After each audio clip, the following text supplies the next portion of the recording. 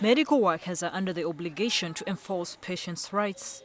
Dr. Anthony Mugasa, the reproductive rights advising the Ministry of Health, says doctors have always enforced these rights under the Hippocratic Oath. We have an ethical committee which protects the patient's rights. Right to treatment, right to confidentiality, right to privacy, and right to receive quality health care. Robin Kaitiri-Timba, the Executive Director, Uganda National Health Consumers Organization, UNHCO, says the most basic of rights are however violated. The government needs to work consistently and progressively towards achieving the right to health. UNHCO is now at the forefront of the 2015 Patients' Rights and Responsibilities Bill, which seeks to radically overhaul standards to ensure that medical practitioners treat patients with dignity. The Constitution mentions the right to health, but this is not enforceable, it is also not specific. If there's anything which does not go right, the patients have no remedy. Namabide Senaburia, the woman MP for Michiana, alongside Milton Muuma Kalulu, the Chigulu South MP, are the lawmakers who are seeking to table the private members' bill. About 5 years ago, the Ministry of Health embraced the Patients' Charter that we had drafted, and it is now a policy document. So the bill is not coming from nowhere. Health workers are looked at in the economic rights in Article 40, but this particular bill is interested in the patient. The Minister of Health supports this piece of legislation. However, Dr. Anthony says government for the moment is not under an obligation to ensure that all citizens receive treatment for all ailments. Most stop at essential medicines. It is cardiac surgery, if it is hip replacement, eye surgery, you name it. The state should be able to provide for its people as much as the health service providers, the doctors, for example, are obliged to offer the best. The bill proposes that every citizen is entitled to receive health care unconditionally at private and public health facilities. Yeah, that should be responsible of the government. When there is an emergency, you must treat the patient and then talk about money afterwards. To have an ambulance, health workers should have gloves, the theatre should be operational. A patient will also be entitled to know the health professional who is treating him or her. Every health worker working on me must have a name tag. Of course, we know there are very many quack doctors who are also working. Now, if they don't have a name tag, then I can sue the health facility for actually not trying to prevail over. With a raft of other proposals, a patient shall have a right to seek a second opinion and will have the right to seek treatment elsewhere. The patient can also have medical reports transferred to the new health center where he or she is receiving treatment. Another proposal of the bill is the patient is entitled to visitation, though according to pinned guidance of the unit. Others include dignity and privacy, informed consent with a few exceptions, storage and provision of health records. And you may know also that government is working on a national health insurance. Unless we have the patient's rights clearly spelled out, we will lose. We will pay money to health insurance and we will not be able to get quality. Moses Talibita, UNHCO's legal officer, says health facilities, especially the commercialized healthcare centers, do not conform to the standards of patients' rights. There is a lot of mistreatment that the patients are going through because there is no law. But health practitioners fear that the bill is a smokescreen meant to treat the symptoms of an ailing health system. Everything goes on going wrong, they say the doctors. Everything going wrong, they say the doctors. Whereas the medical service provision is a system problem. Now it is the citizens who will hold government accountable to provide what the service providers need. Many hospitals and health centers are in a derelict state. They also lack enough medical personnel and medicine. In the countryside, pregnant women also endure challenges to access health centers as a result of poor road network. But even at community level, there should be bylaws that enforce basic things in public health. The Minister of Health emphasizes the need for you, the patient, to know that you have a responsibility to take charge of your own life. We can only react or give treatment as long as the client gives us the right information, like giving me the right age, because certain diseases are associated with certain ages. If a patient is prescribed for treatment, and doesn't take it as prescribed, he will be sued in the event any problem happens. If a would have been patient is found using a mosquito net, for instance, for a greenhouse, they will be sued. Health is made in the homes, repaired in the hospital. The UNHCR's legal office, however, says the law does not seek to punish health workers, and in case there is a flaw, court will absolve them of any responsibility. We don't want to have an adversarial system where you sue me, I sue you, I win this. No way. We just want to create an environment because we know health is a collective responsibility. There is barely any jurisprudence on medical law and practice in Uganda. If the bill becomes law, anyone who renegates on their obligations will be imprisoned for about 2 years or will pay a fine not exceeding 4 million shillings, about $1,400, or both. And even actually the traditional healers should be included because they're also offering some medicine. The Minister of Health is advocating for the adoption of a human rights-based approach in providing health care. Florence Nalimba, NTV.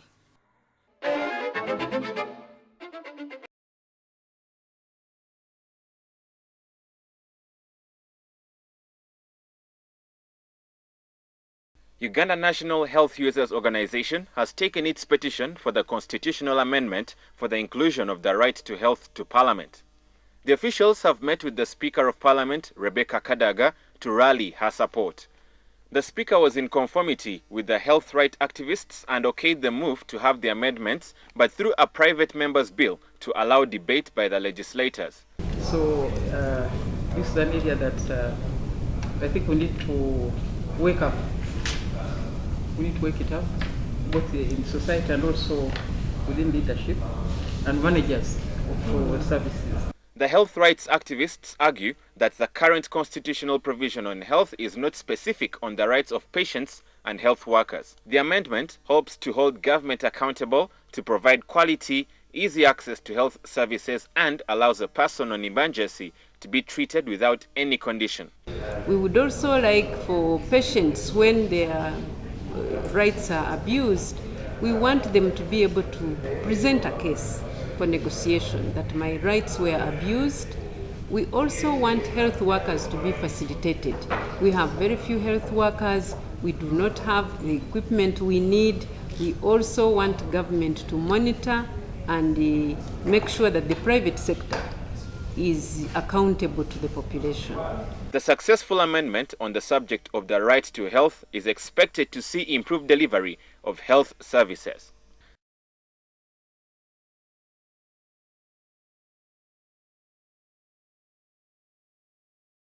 Realizing that the Charter and Directive authored by the Ministry do not provide any enforceable assurances that discrimination in health services will be prevented or even monitored.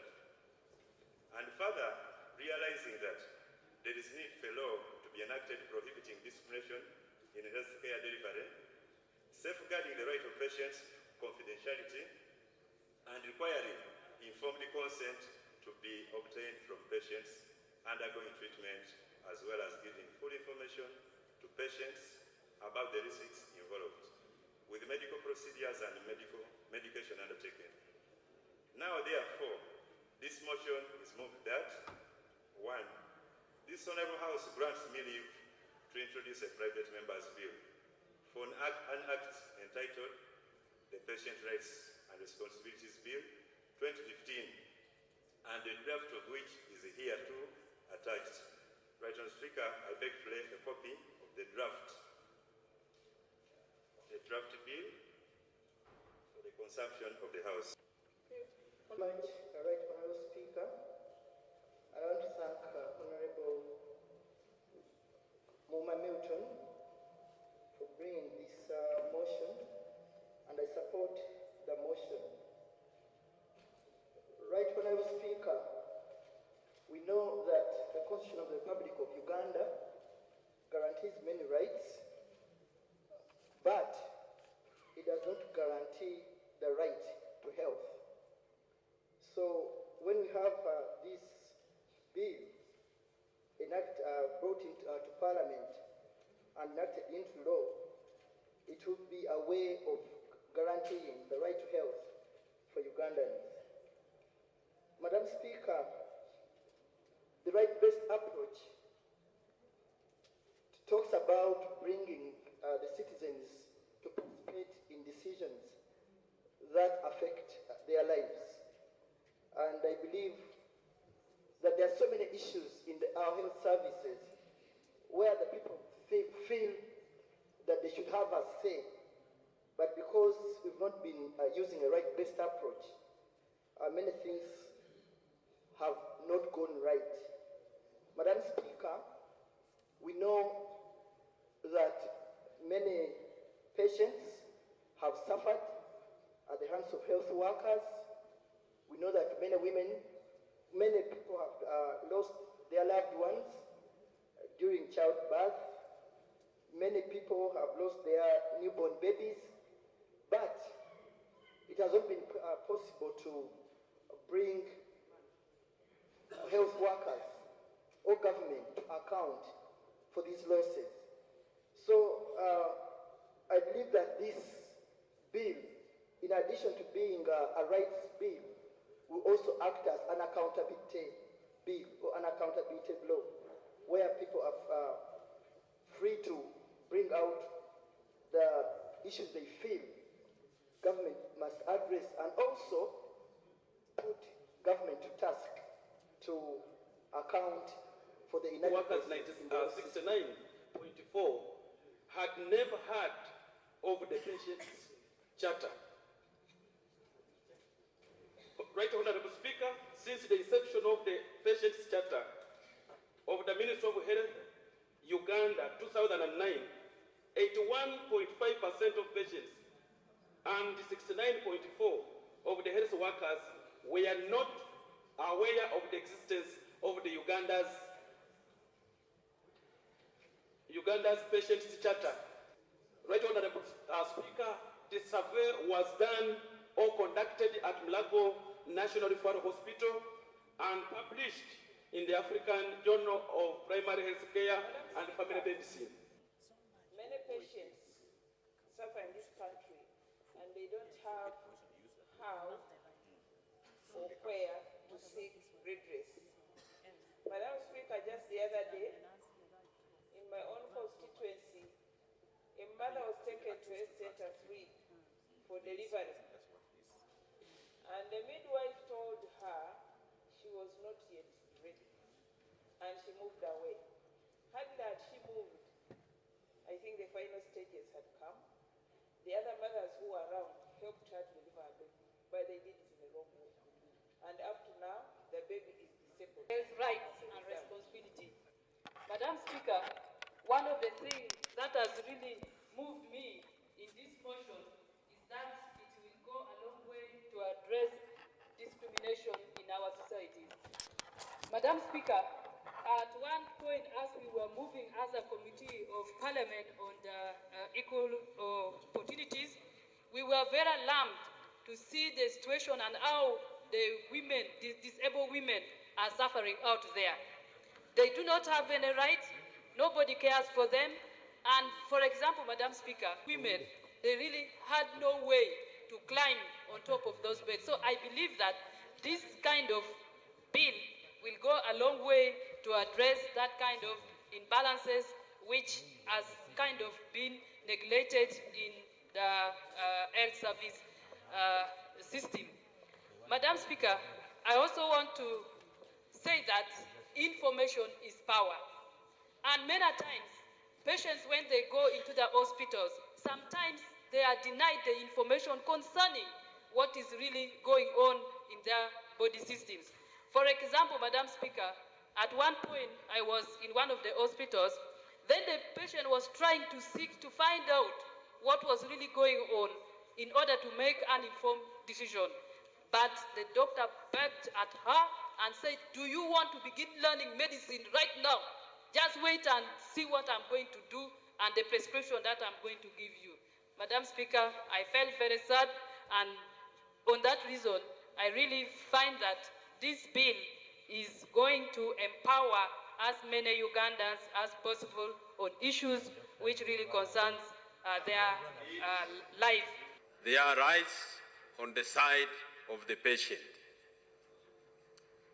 Likewise, on the side of the practitioners, the health workers, there are obligations, there are also constraints and rights. Thank you, Honorable. So my request, Right Honorable Speaker, would be that we should give maximum facilitation to Honorable Mouma and those who will move with him and the committee, so that the consultations are thorough. We need to go across all the health providers in the country, the government side, the faith-based, the private sector, and maybe even the traditional ones, to see what they do to the patients. And once we have done that, we also need to move to the individual health workers. Because in the practice of medicine, we have ethics. And it is important that we as MPs understand these ethics, probe the health workers, what difficulties they have, where are they not fully following these ethics. I would even propose colleagues that before we finally come on the floor, a formal seminar could be organized for us as MPs, so to be helpful. So I support the motion that we grant leave to Honorable Mouma to process this bill.